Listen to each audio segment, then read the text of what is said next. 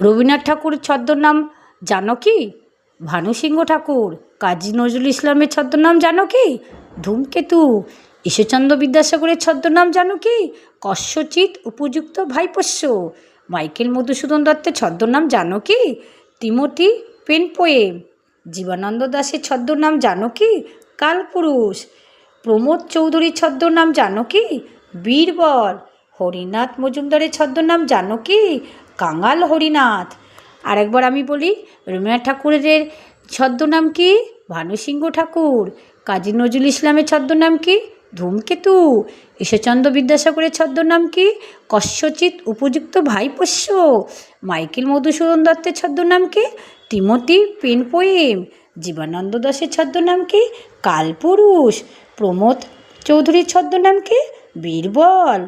হরিনাথ মজুমদারের ছদ্মনাম কি? কাঙাল হরিনাথ।